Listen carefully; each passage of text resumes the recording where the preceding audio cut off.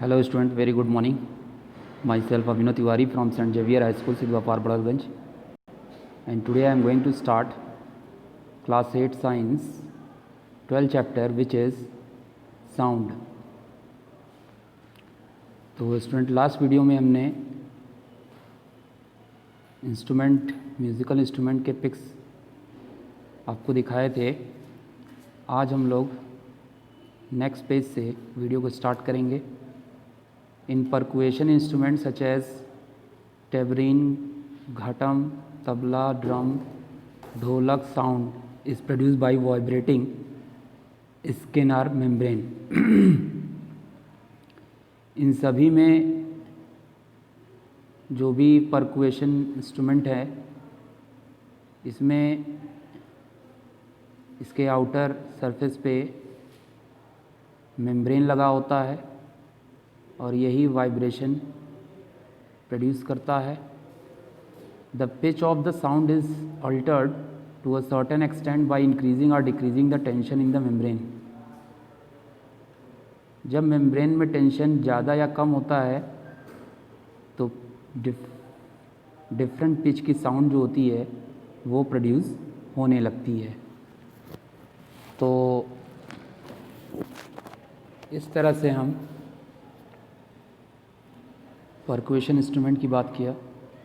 अब हम लोग बढ़ते हैं नेक्स्ट पेज पर.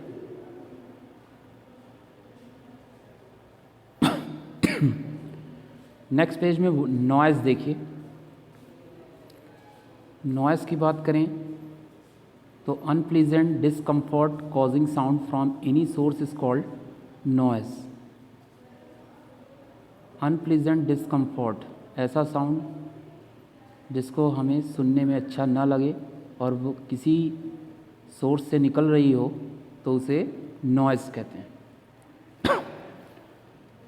Sustained presence of harmful unwanted annoying noise in the environment is called noise pollution. ये नॉइज़ जो होता है ये हमारे लिए हार्मफुल होता है. ये साउंड की हमारी आवश्यकता नहीं होती. ठीक है, ये इन्वायरमेंट में ऐसे ही नॉइज़ पोल्यूशन फैलाते रहते हैं. सोर्स की बात करें नॉइज़ पोल्यूशन के तो any object that produce a noise is a potential source of noise pollution. कोई भी ऑब्जेक्ट नॉइज़ प्रोड्यूस करता है, ठीक है, और उसका जो सोर्स होता है वो उनमें एक पोटेंशियल होती है. एग्जाम्पल के लिए automobile, blaring loud speakers, television, radio when played at loud volume, air cooler, air conditioner, ये सभी क्या हैं? नॉइज़ पोल्यूशन के अच्छे सोर्स. अब हम बात करेंगे हार्मफुल इफ़ेक्ट की नॉइज़ पोल्यूशन की. तो noise has jarring effect on us. हमारे ऊपर बहुत ही खतरनाक इफ़ेक्ट डालता है. Effect of noise pollution on people should not be अंडरएस्टिमेटेड. Noise pollution का लोगों के ऊपर बहुत बुरा असर पड़ रहा है.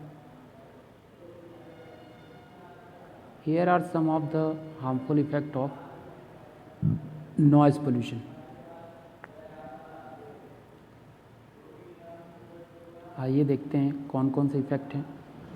पहला है irritation and loss of concentration. लोगों के अंदर इरिटेशन आ रहा है, मतलब चिड़चिड़ापन आ रहा है, और कंसंट्रेशन जो पहले था वो धीरे धीरे लॉस होता जा रहा है. दूसरा है स्लीप डिस्टर्बेंस का और स्ट्रेस का. सोने में दिक्कत आती है और न सोने से तनाव उत्पन्न होता है. इसका कारण हाई बीपी है. Ear damage and loss of, कान की जो मेम्ब्रेन है वो फट जाती है जिससे हमें सुनाई नहीं देता. which may result from exposure to a sudden loud noise or from continuous exposure to noise over a period of time. Measure to reduce noise pollution. Noise pollution को कम करने के लिए हमें क्या करना चाहिए? Minimising the noise pollution requires a certain degree of discipline from all of us. Some of the measures one should adopt to keep noise pollution under control are given below. सबसे पहले, the use of loudspeaker should be avoided. Second, people living in flat and houses close to each other should not talk too loudly or play the television या music too loudly so as not to disturb their neighbors. While driving, people should avoid playing loud music and using the horn unnecessarily. जब हम गाड़ी चलाते हों तो हमें music बहुत ज़्यादा तेज़ नहीं बजाना चाहिए. जहाँ ज़रूरत पड़े हॉर्न वहीं बजाना चाहिए. Trees and shrubs planted along road and big buildings can absorb sound and reduce noise pollution. सड़कों पे पेड़ लगाकर, छोटे छोटे पौधे लगाकर,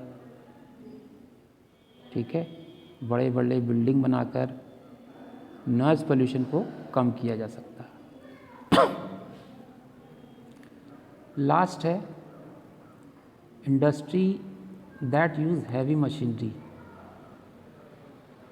इंडस्ट्री में हम भारी भरकम मशीनरी का यूज़ करके produce a lot of noise should be located far from residential area. और रेजिडेंशियल एरिया को इन सभी जगहों से दूर बनाना चाहिए. सो ये चैप्टर यहीं समाप्त होता है. So we will meet in next video. Till then, bye bye.